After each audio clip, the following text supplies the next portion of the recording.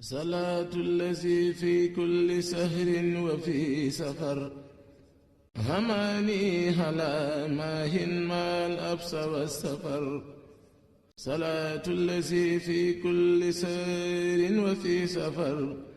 هماني هلا ماهن ما الأبس والسفر. bismillahi rahmaani rahim. ñu fas yéene tàmbale suñuy kàddu di ziar ak di ñaanal Cheikh Mouhamadul Mountakha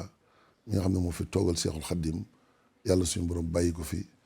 mu yàgg fi tànd ak wér te li mu mbébét ci yoonu Cheikhul Khadim lépp ak lislaam ji suñu borom defal ko ko di ziar itam njabootuk Sëñ Tuubaa gépp. tey ji nag li ñu fi dajale mooy màggaluk Cheikhul Khadim gi di bis boo xamante ne daj na ci lu ne ba suñ borom fay ko ci loo xam ne mboolem lislaam ji xaj nañ ci mu woote ci ak cant ngir ñëpp jariñoo ndax buntub cant bi mooy tax ñëpp jariñoo. ñu gis ne nag bokk na ci li am njëriñ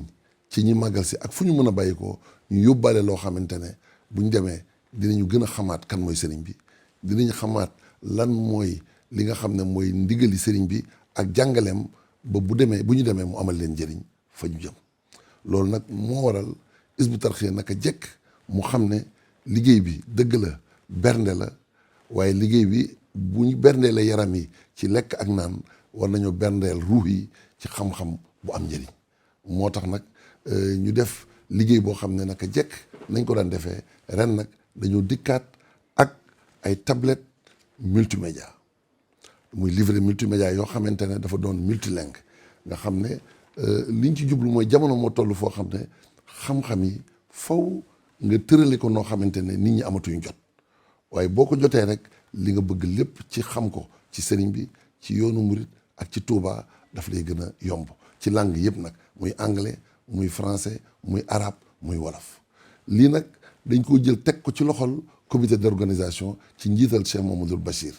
ngir gan ñi muy officiels yi muy ambassadeurs yi ak ñëpp buñ dikkee lu bokkut ak téere yi nga xam ne dañ leen ko jox naka jekk lii buñ leen ko joxee moom faw xam sëriñ bi xam yoon wi dafay gën a gaaw.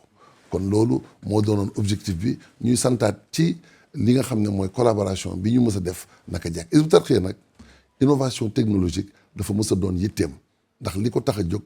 moom xam nañ ne vulgariser maanaam jàngaleem Sëñ Tuubaa nu mu gën a yaatoo. waaye loolu dafa dugg rek ci biir processus boo xam ne amul fu mu yam jël noot xam-xam noot technologie jébbal ko lislaam. asalaamaaleykum wa rahmatullahi taala wa barakaatu. salaatu allazi fi kulli sahrin wa fi safar hamaani hala maahin maal absa wa safar salaatu allazi fi kulli sahrin wa fi safar hamaani hala maahin maal absa wa safar